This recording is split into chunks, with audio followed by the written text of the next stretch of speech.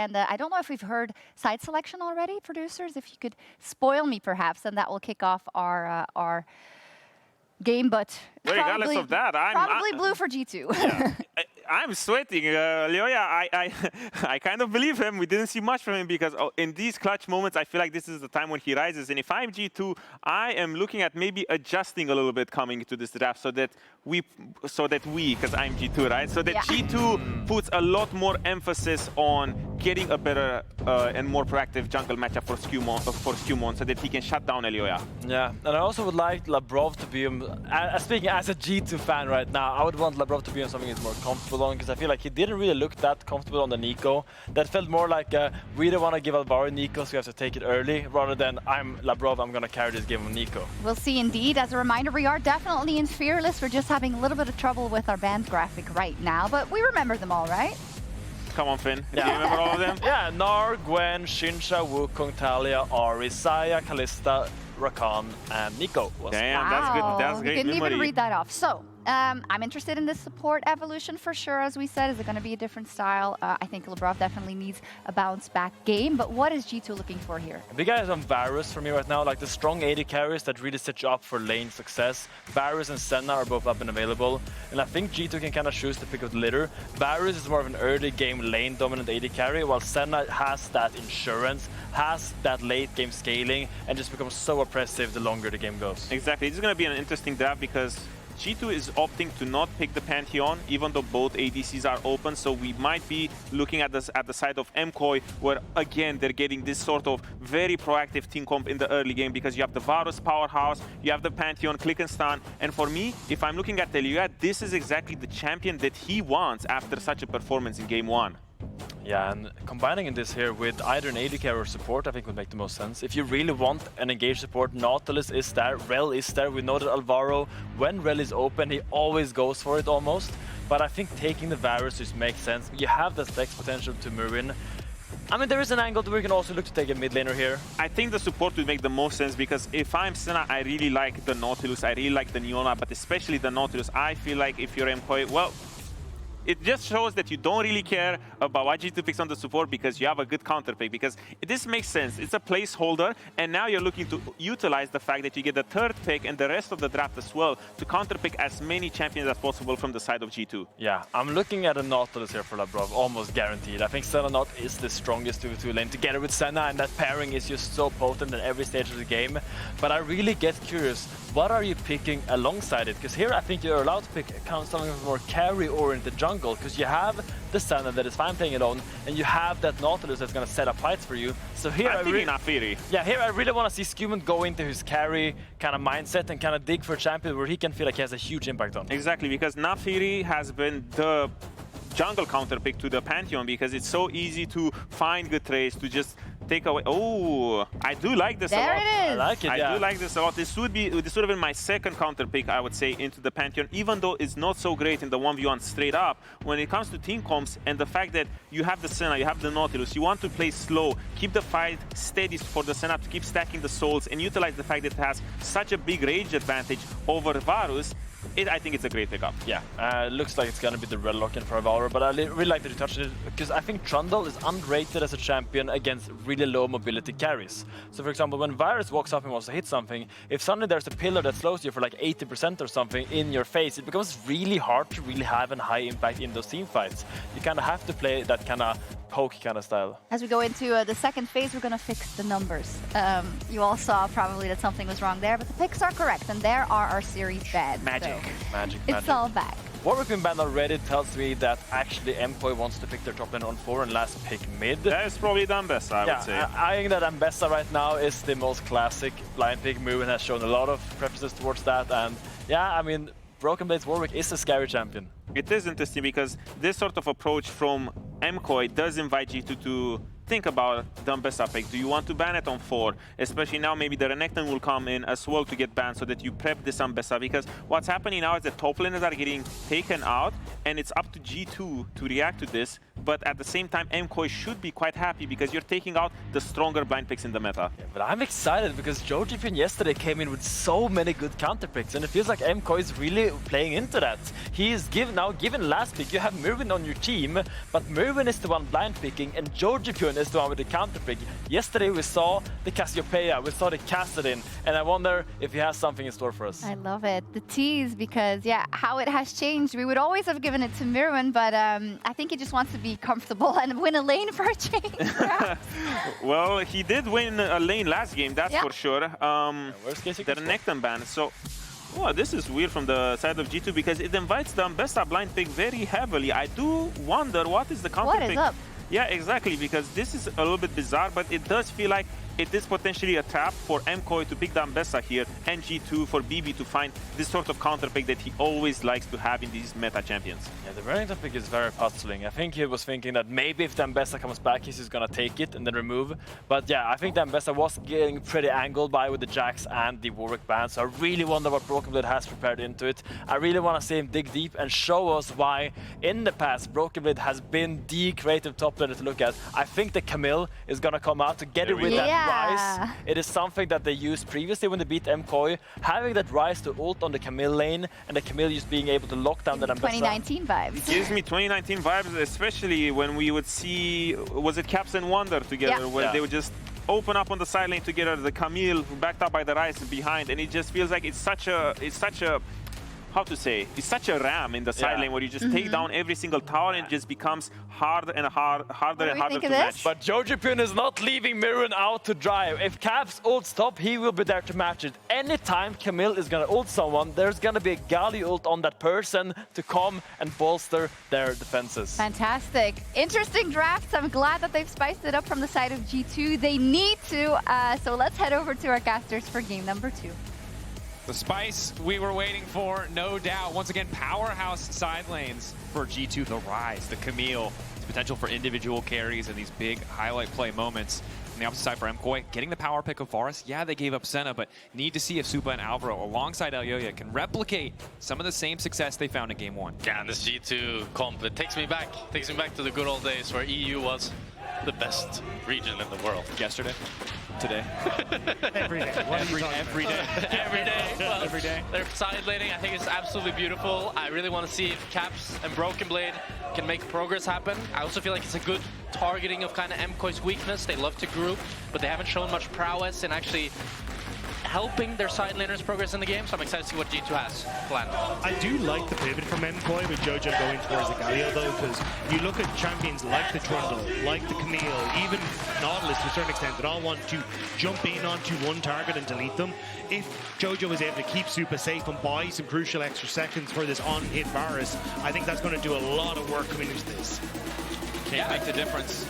It's a great Galio pick. The only worry I have a little bit is their high physical damage. So maybe if G2 can start stacking up some armor on their tanky front line, it can be hard for MKOI to get through it, but they do have the mixed damage from the Varus. So we'll see how it goes, but they're off to trying to get a little early lead here for Broken Blade. Oh, they're baiting him. No. Oh, they've conditioned him and now he knows. Oh, game 1 was a ruse. Oh, they tricked him. First blood for G2, the laughing Poros. It's cruel. They conditioned him. They path-blocked him. You said, I bet you felt great spamming emotes. I bet you felt safe. I bet you felt secure, but it was a lie. It was a trick. And Myrwn is going to develop trust issues after this one. He trusted Broken Blade. We would just emote. We would be friends. And you betrayed him. I'm so ready for the voice comms release. That is going to be, oh, are you for real? Yeah, that's unfortunate. And they gave the kill over towards Broken Blade as well. Having the early boots now, but at least getting that early 300 gold. Going to set himself up nicely. And that, yeah, heartbreaking for Myrwn. Yeah, boots in this matchup is really good for the Camille to try to space this Ambessa and get good trades in. And this is a nice start as well because you can see, at least in the first level, Caps laying down a lot of harass onto Jojopyun. So both lanes off to a decent start thus far. And in a weird twist of fate, we now have more expectations of Elyoya, who could have seen it coming, but maybe pressure on him to try and bail top lane out. We'll see where he wants to shift that focus. But even look at the amount of control, or sorry, the wards that are in that top side to try and control Elyoya. There's one already in the Tribush, there's one over at his Raptors as well. You are going to spot any movement from Elyoya on that top side, and G2 just want to try and keep that matchup isolated now for Broken Blade. Yeah, G2 are not letting Elyoya get away with the same crime as he did in game 1, as they have really good vision set up here. But Jojo is struggling so much in mid. He needs the level 2. Was that just the greatest bluff of all time? I think it was just to try and get there for the level 2. He knew he'd get the level of damage or health, but definitely not ideal for Jojo on this mid wave. I thought he was just like, if I fake enough pressure, eventually he has to believe me. But a good call out, probably more about the XP. Playing on the edge there, certainly. Elyoya on the way in. Caps playing the top side, well positioned. Bit of a stack up on the Mortal Will here. Jojo doesn't really have an angle. Did skill W level 2, so the taunt. Jojo's really tanking the wave here. I'm really worried for him. Has he taken the bait? Flash it, taunt trying to He's just sprinting out! Jojo! What was that? questionable. Guys, I mean, this is the thing about playing against G2 is it's just like they're up a game. They don't need to make such crazy plays, but I guess they felt like it was the only way out of the lane, and Caps is just laughing straight to the bank. Yeah, the phase rush proc as well, meaning there's just no hope for Elyoya to try and catch him. So Caps gets the kill, one more. And even, to be honest, bot lane going pretty well for G2 as overall, so 2 solo lanes ahead. Jojo going in, TP down, flash down. If at first you don't succeed, try again. It's a better trade this time, at least. I spoke a little bit too soon. So Ryze is a ranged champion, which means the trade doesn't always end when you think it does. Jojo's learning the hard way.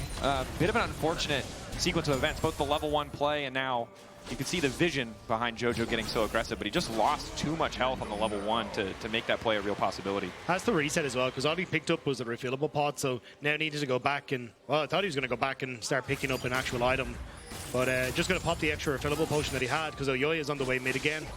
Round 2. Going in, taunt is there, flash perfectly layered CC, and down goes Caps. And round 2, it works, as they finally punish Caps.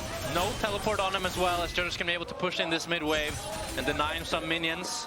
Overall, we see continued proactivity from Elyoya. He's at the right place at the right time, helping his soul laners, and now he's going to top as well. Wants to go again. Broken Blade running. Does have to backstep, but they can't overcommit to the play. Good ward does spot him out as he's a bit of a trade here on level 1. 3 stacks on Hansama. Needs to sidestep the arrow, but won't be able to do so. Forced back for a moment, but doesn't really have much mana. Mana the best option he has for sustain. They're going to be forced out of this lane. Supa just continuing to extend the trade here. Has the luxury of the lethal tempo, and down goes Labrov. MCOY's bot lane in the 2v2. Huge turnaround for Supa and Alvaro. They've kind of been pushed around a little bit by Labrov and Hansama, who were able to continuously trade and get those heals off the Senna, but the all-in from Supa and Alvaro, fantastic for the bottom lane. Yeah, and as you said, Rob, I was a bit worried for them. I felt like they weren't getting the pressure you wanted to see out of this Varus, but it's the ghost lethal tempo from Supa that allows them to have this insane chase down potential to take down Labrov and get his flash as well. Short trades look so good for G2, but yeah, the lethal tempo, a bit more time. All able to finish the kill. Cap still a bit of a gold lead here mid, but always going to have to play towards that little bit of vision. Can't afford for Elyoya to suddenly surprise.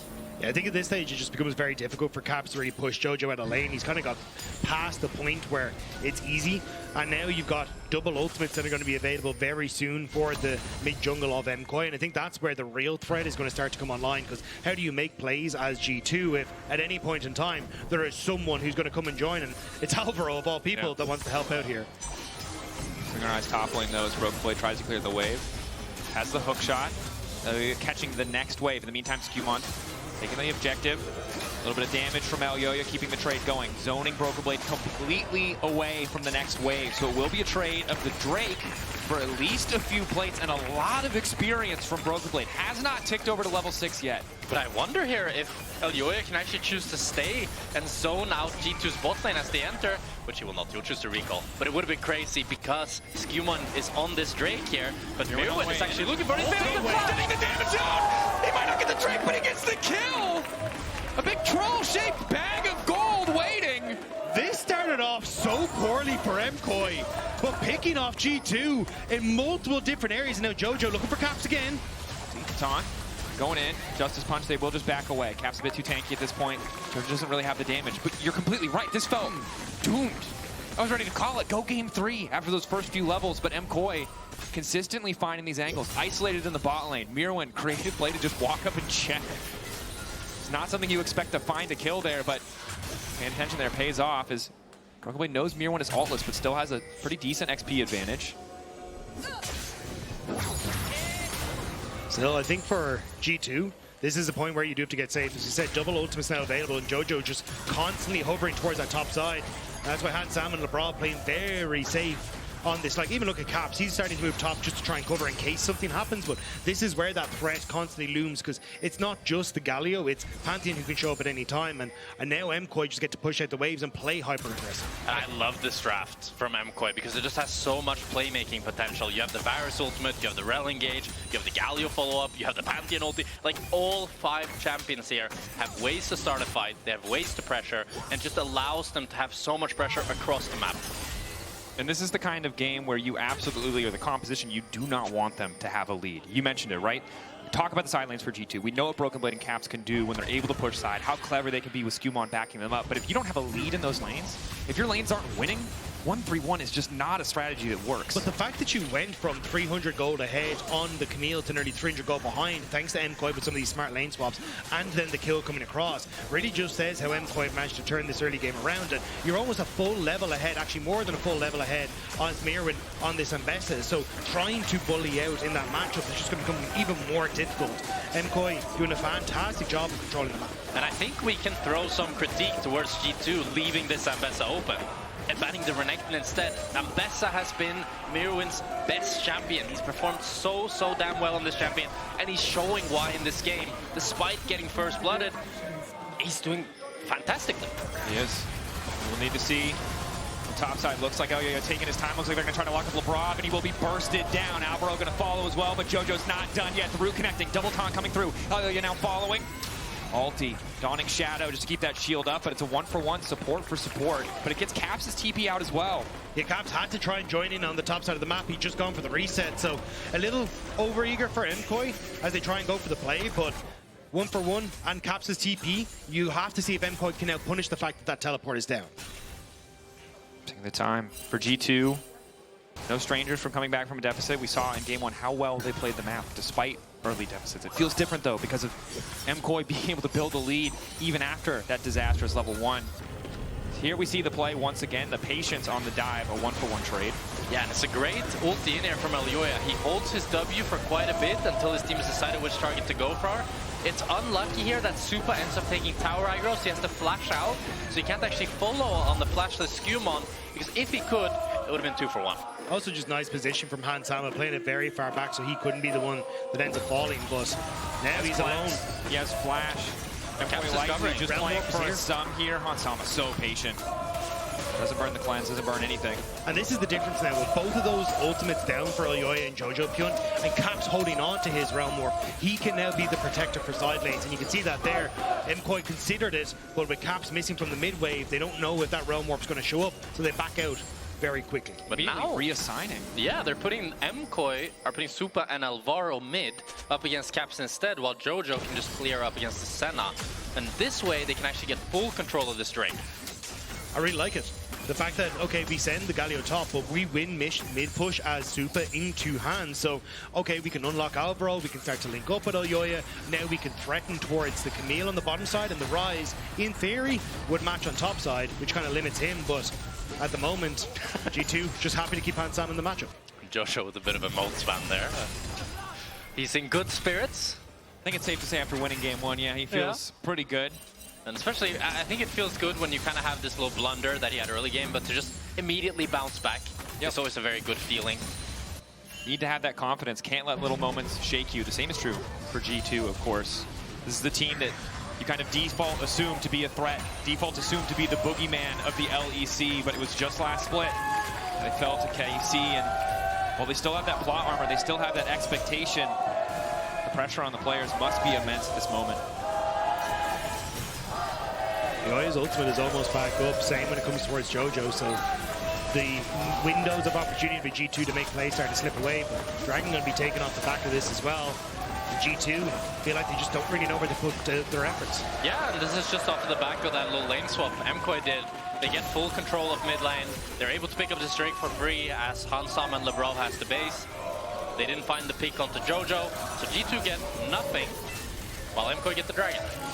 BB at least able to get a bit of a tempo lead, and Hansama now forced out of mid. The Shroud keeping Hansama safe. Hasn't had to burn a sum yet there, despite the 2 back-to-back attempts. It was ambitious anyway. I mean, you still had the cleanse for Hansama, even if the ultimate from the Varus did connect. But one ultimate down for G2, going to be a bit of a sigh of relief for them. And crucial that Hansama continues to stay alive here. This was the first pick. This was the priority for G2 to set Hansama up for success. Senna not the flashiest champion in the early stages, but they need him to be able to hold on to the side laners to do their work. On the opposite side for Supa, he's the last. Galio's going to do less magic damage than the Varus this game. I think it's safe to say. He is the man who has to bring all the damage to bear as we get later. And so far, things are going pretty damn well. I do want to say, though, I think Hansama's held on admirably because, you know, it was a tough early laning phase. He's gotten dove a few times, but he's still only down around 500 gold. His soul count is also sitting quite nicely at 34 so far, closing in on that 40 stacks at around 14-15 minutes. So overall, a pretty good game for him. It's also a game where, SkewMond. Finding SkewMond. SkewMond, no tricks to get out of that one as Supa grabs another kill. Alvaro now finding Hansama in the mid lane, the immediate cleanse, the flash out. Both those sums he held onto for so long. Gone in the blink of an eye. Good read from Elyoya on the crab. He actually hides in the dragon pit. So then the Trundle thinks he's safe to go for the quick take on the crab and gets caught as a result. And it's uncharacteristic mistakes from SkewMond here, back to back. He's getting caught out when I feel like he's been a player that's played tempo so well. He's had Jojo trading with Caps. Ongoing. Caps giving as good as he gets, just retreating with the phase rush. I mean, for me, SkewMond has been a player that's just been the closest to jungle kind of perfection. He just clears incredibly well, doesn't really make any, like his consistency has been his key. But in these 2 games, we've seen him make way more mistakes than I've seen him make in the last few months. And it's not something you want to invoke. It feels bad to even say aloud, but it was G2 collapsing last finals. Yeah. They made it there, no doubt, right? But it was the same. It was KC coming up through the lower bracket, finding that 5-game win over Fnatic. This time, MKOI finding that 5-game win over KC to be here. And it felt like in that series as well that it was SkewMond and Labrov that weren't really the players that we're used to them seeing. And in this game as well, it's SkewMond and Labrov that I'm having the most criticism for. Potential plays looking onto the bottom side of the map, but don't know if we're going to get it. Alvaro wants to try and force it. You've got Elyoya with the ultimate in the area as well. Semi-global pressure, something that makes this game already much harder for the side of G2, even if they have a Ryze ult. Once you fall behind, again, the champion with a lead and that global threat or semi-global threat is just so hard to deal with. In this case, it is Elyoya once again. And this game is feeling like deja vu from game number 1. It's Elyoya picking up a few kills, MKOI getting an early lead, and then as we approach the mid-game, the game slows down. Becomes about Drake's subjective control. Well, I just ran to grab it for Elyoya, but it seems like maybe the better talking point is BB as he full commits to this play. Dawning Shadow over the top, desperate to try and find this kill. Broken Blade getting lower, but the Pantheon is here! It's still about Elyoya! It's still! But BB just goes for too much here. He really wants to look for this solo kill, but his team is not with him. While MKOI are all there. Maybe G2 can try to pick up the Rift Herald off of this, but MKOI want to fight. Alvaro, perfect engage, fall with the Galio. The chance he's going to be beautiful. A knock-up onto Labrov. Hansama retreating, but the damage isn't quite there from the Senna yet. Taunt not going to connect. Nice route going through to stop any further follow-up. But in the meantime, it's Myrwn in the bottom lane, breaking towers, even as MKOI turn back to the Herald. MKOI do a great job on the engage from Alvaro, but it's Jojo who splits up the fight, even though they don't get Hansama. Being able to keep Labrov away from his team, sets up the kill, sets up the tower bot, sets up for the objective. MKOI starting to run away with this game. And it is starting to feel like it's deja vu, but from last season's finals here, with G2 just falling apart. MKOI get the Herald, they get the bot tower, they get absolutely everything. And this is the thing. If Caps wins a game, he takes the whole damn series in finals. But the rate we're going, being down 0-2, needing to reverse sweep would be such a burden on these players. A momentous potential for a turn. But this is the kind of pedigree the Caps had. When he loses, it's a fall from grace. Any other situation he wins, even if SkewMond now might be in trouble. That's some aura points from Supa there. That man stepped in 1v3, knew the cavalry was coming, but sends G2 running. you can see MKOI playing with confidence there, stepping forward once again. And I think this is the heartbreaking thing for G2, is the fact that they just haven't been able to find that same level of confidence in Labrov and in SkewMond that we saw the last time these two teams faced off. It was about that jungle support being able to contest Alvaro and Elyoya, but that just hasn't been the case so far this series. And MKOI, they have full control of the map. They get the Drake uncontested. There's no cross map for G2. They're just in the driver's seat. G2 though now stepping up, trying to catch out Alvaro. Caps clipped by a bit of CC, but SkewMond is on the way in. Alvaro now falling. Myrwn not going to find the ulti. Quick flash, good reaction from Labrov to get one back. So G2 managing to catch MKOI as they do overextend. Thought they could follow up on the fight in the mid lane with Myrwn having that public execution. But the flash from Labrov prevents him from stepping in. That intervention not there. But still, a little bit of objectives going the way of MKOI. A little bit over-eager there by Alvaro as he tries to go in kind of 2v4. But that kind of goes to show just the confidence that MKOI have in this game. Even when they're outnumbered, they're willing to take fights because they know they're that much stronger. Yeah, and while it is a small lead for Myrwn and a small deficit for Jojopyun, it's Supa and Elyoya who are doing so well, who are so far ahead. Supa, who has to bring the damage. Elyoya, who has the potential to influence the entire map. It's such a comfortable spot for MKOI, even if they give up a single kill here, as Hansama is once again forced away. MKOI dropping the Herald mid lane, descending upon the mid lane tower.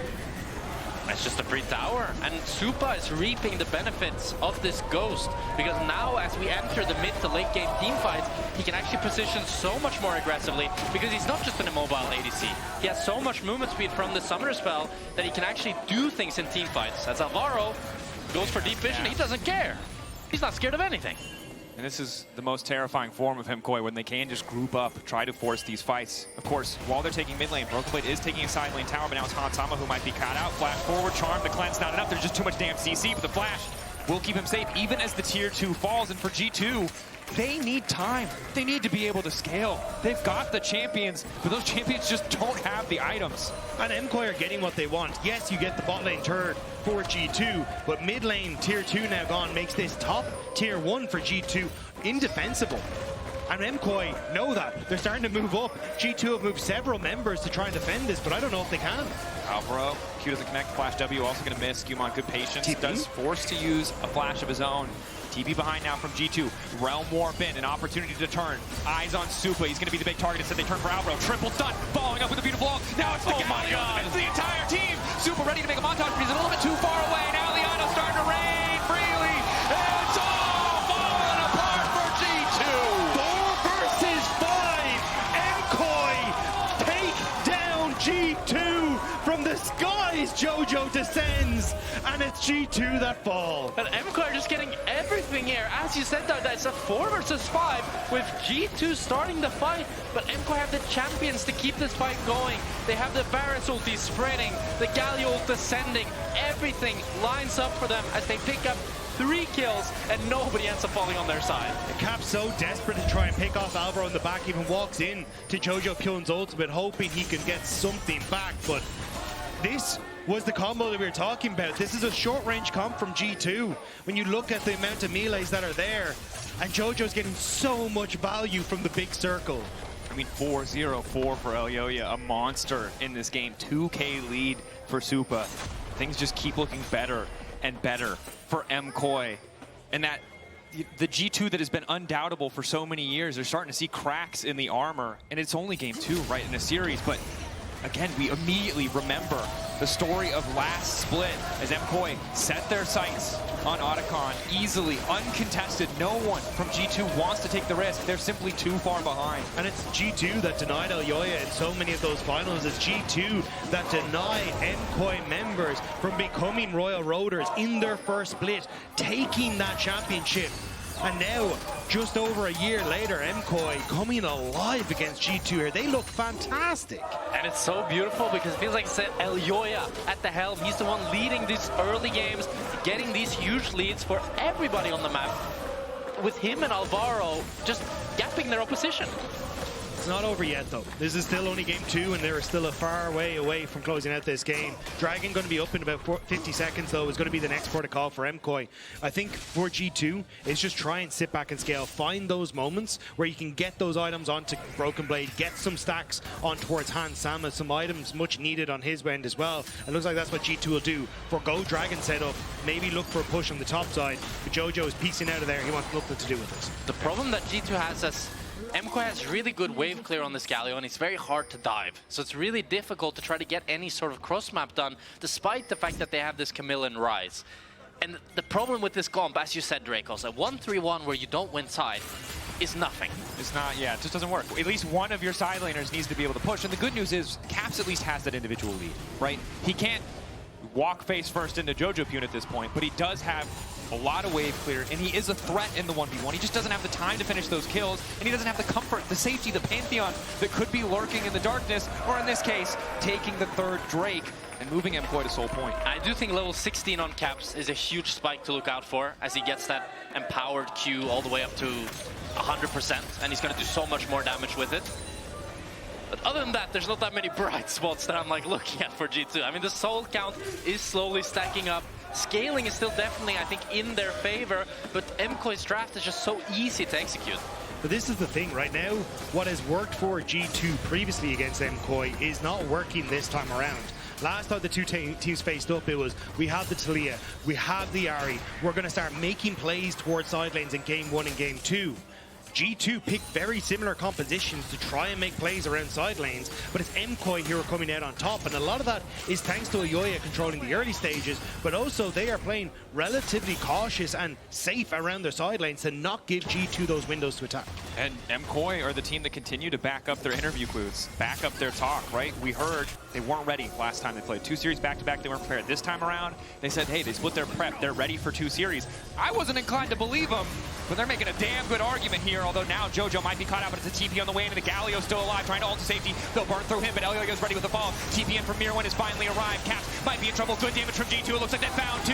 G2 continuing, looking to break the tower. They found the angle to come back. Supa over the wall, though, is going to do huge damage. It'll at least be Labrov falling, but no, the flash keeping him safe. Elyoya, has he overcommitted? The answer is yes. Alvaro is here. Oh my God! Turn it back! They've got the confidence. Hans Sama barely escaping. Broken Blade goes in, and he goes right the hell back out. He wants nothing to do with it because once again, someone from MKOI comes down from the sky and takes everything from G2. It's the Guardian Angel in the form of a metal horse that keeps G2 where they don't want to be, and MKOI shooting them where they stand with Supa playing that fight fantastically. And it was such a great play by G2. They finally managed to get a Ryze ult where they can make a pick happen as they catch out Jojo, but look how slow it goes. It takes them 10 seconds to finally take down Jojo, and in that time, Alvaro is moving, Supa is moving, Myrwn is TPing, all of MKOI is assembling here. And as Elyoya tries to defend here, Supa comes up, but I want you to keep your eyes as BB tries to wrap around and go for this flank on towards Supa. Alvaro goes for the all-in. Fantastic engage, but watch this flash from Supa. Immediately as Broken Blade comes over the wall, he reacts, gets away from the Camille, repositions to deal the damage, and Broken Blade is overextended. Supa's reaction speed and how he's playing team fights in these last 2 games is magnificent. On the Xayah, and now doing it on the Varus. It's just beautiful ADC mechanics. And the thing is, this feels like a player who broke through that ceiling. Someone who wasn't going to be in the conversation for first All-Pro for a long time, right? But these last 2 series, the Kai'Sa game yesterday, games 1 and game 2 today, this is a different player. This is a man who has found his form at the perfect time and consistently is leveraging it to take the edge over G2. Upset put him B tier in his tier list, alongside all the other top 4 teams were in S tier in ADCs. But Supa has been the one that's performed the best out of all the ADCs so far. And it's a man who always believed he could. He was a man who always said, look, I am learning from the best, I am showing that I will be the best, and now in this series he has been besting G2 every step of the way, and MKOI, this is fantastic, a 5k gold lead, 1 minute and 20 seconds until a mountain soul for this squad that already feels near damn unkillable. And for a team that everyone was ready to count out, other than the MKOI fans themselves, to be in the final. No longer a discussion of are they the odd man out in the top 4. Is it a top 3? Everyone who said that, probably ourselves included, starting to feel like a bit of a jackass right now, aren't we? Because look at the form that they're in. But again, it's not over till it's over. This is a G2 team that has endured so much, that has won so many titles, so many champions. It feels almost unquestionable when they show up in a final. But Casey dared to ask the question in winter, and it seems MCOY are asking it too, as we see a bit of a I don't know where that realm form was going. Maybe it was, I think it was to check the Nash, to get vision of the Nash. Got it, yeah, there you go. That somehow barely escaped this. It would have been crazy if he went into it. Yeah, that would not be a glorious end to game 2, I don't think. I think Alvaro would have been very happy. You know? Yeah. The send in the Senna. But now, big oopsie, I yeah. think it's safe to say. 20 seconds to this Mountain Soul here for MKOI. And I don't see how G2 can contest. They have no towers in mid, so they can't really walk up. And now no Ryze ult as well. They might just have to give it. It's a tough spot. You mentioned a draft, right? The over-reliance maybe on AD from the side of MKOI, but SkewMond just isn't tanky enough. They just don't have that person that can face check, that can walk into the waiting arms of MKOI and eat around with cooldowns. There's too much CC, there's too much damage with Supa. So far ahead of the clock, 3K individual lead. Mountain Soul, uncontested. And you have to wonder, you're a G2 player right now. Are you starting to get some flashbacks from the last final? As everything just seems to be falling apart around them. 1 and 9 on SkewMond and Labrov. It's not what you want to see from them. Definitely not. And we know the heights they can reach, right? Yeah. We've seen it against MCOY. We've seen it a week ago. We know how good they can be. But I think it has been this gradual increase over time for MCOY. The learnings are there, right? They have. When you look back at this team last year, it was overextending on plays. I mean, hell, even overextending for target misses at least was one of the big talking points we had at one stage for this squad. But they have learned from their mistakes and they've slowly been growing. But to take down all of the other top teams, to put yourselves into this position is absolutely incredible. But they have to try and close it out now. It looks like that next push is going to be towards the Baron. TP from Jojo towards that top side. Caps considered moving towards the bottom side, but immediately has to recalculate as he sees MKOI in that top half of the river. And it's so hard for G2 to finding a winning play. At this point, they're happy going even, denying the next major objective. It's a tough one for sure. But MKOI, consistency has been king this playoffs, no doubt. So many teams who we thought were above the failings of not showing up on the day, every single one has fallen. Right now it's MKOI who are playing better, but it's also MKOI who've been cocky in the past, over-eager, over-forcing. Certainly over-forced a bit this game, but their gold lead made the difference. Now, see if G2 can find that angle, catch a single member out, but it just doesn't seem likely. MKOI groups as 5, SkewMond poking his head in. Baron in the sights of Elyoya, but a split call. They know that they win the fight. Moving in, 2 members taunted. Caps, nice backstep coming in with the extra bit of movement speed. The Ryze still untouched, but it's Labrov who's in trouble. Labrov debating if he needs to flash out. Instant fall going through. Down goes one. SkewMond, ulti already there. A lot less tanky. The root, Hansama uncontested. Good range, but he just doesn't do enough damage, especially in the face of the Mountain Soul. An excellent pillar, but he can't finish the kill. G2 just don't have the damage to go through this Mountain Soul, despite the fact that they played slow, they played nicely. It's Labrov who dies in a few seconds. Starfall, Hansama caught out, cleanse flash over the wall, but now it's Caps left exposed. Good pillar from SkewMond to stop the fight. Myrwn still might want a bit more, however, and MKOI get another wave in. Can just look to start the objective or reset. G2 don't really have any information. But look at Broken Blade. If you end up resetting at different times here for MKOI, this could be the engage that G2 are looking for. Realm Warp still available from Caps. Good cancel on the reset from MKOI. Stays a group, deny the picks. Supa backing away, doesn't need to reset. Doesn't have any slots for components. Already ticking over to the Zanyas. It's going to make it that much harder for G2 to even find a pick, to find that backline access. And you have to feel that this Nash is where the game will either be winnable for G2 or the game will be decided. But it's, as you were saying, Drakos, like Seeker's arm guard on towards Jojo, Seeker's arm guard on towards Supa. Who does Broken Blade go for? Who does SkewMond try and focus? It feels like all of those windows for G2 to find the picks that they needed have started to evaporate, and you've got an 8-kill on hit Varus, who's just raining down on you this whole time because the backline threat just is no longer a threat. And the tier 3 boots and the Ghost. This man is going to dance around. Like, normally Trundle really good into mobile champions. This is just not going to be the case against Supa. He's too damn strong. Objective started. Broken Blade moving in with the sweeper. A cautious approach from G2. They have no vision. They have no knowledge. Just a hope and a dream that they might wander in and be able to take this one away. It would take MKOI making a mistake, but MKOI diligent in protecting this objective. MKOI taking the Baron. But it's just, look how well MKOI spread out for that. Jojo immediately moving towards that top side to try and protect any sort of engagement from Broken Blade. Myrwn is just dancing around this block of a wall in the mid lane to make sure he can go for the public execution on towards Hansama, who has no flash. MKOI are just threatening from all sides, and G2 are terrified. And this is a level of discipline and patience I've never seen from MKOI. I felt they were a team that always went for a little bit too much. They could never fully calm down and play cool and collected. But today against G2, they're doing exactly that. In both of their games, they're able to just chill and build their lead, control space, and choke G2 out. It's that those small bit of mistakes, the over-eagerness on side that G2 punished so well the last time these two teams played. This time around, you mentioned it, yeah, the discipline from MKOI has been phenomenal. And to be clear, G2, no matter how great of a player you are, playing from this position feels impossible. Yes, there's things that could have been done in the early game, but at this stage in the game, it really is going to take a miracle for them to find a way back in. It's really all about breaking inhibs with this Nash. If you don't get any inhibs here, there's still a chance you can play for an Elder flip. But if you start to lose those inhibitors, it's so difficult to play the game. Chunking the tower. Does flash, does Ghost Hansama. Cleanse coming up soon, but the flash still a mile away. I mean, Hansama does have 112 souls. He has incredibly long range here. So if they're able to hold on, there is still some life left in this game. But MKOI playing on one lane. Both top laners on the top side of the map, but BB still wins in the side lane, pushing in Jojopyun. He does have the TP, as does BB. Alvaro has flash, and he can just click forward, and all of G2 has to back off. Bot lane inhibitor now set to fall. No TP ward, no flanking opportunity for Broken Blade right now. No way to press a man advantage here in the bottom side of the map. SkewMond already used the pillar, hesitating, not sure if he can still walk forward.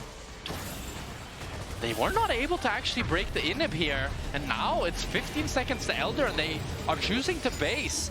G2 might be able to get control of the Elder here.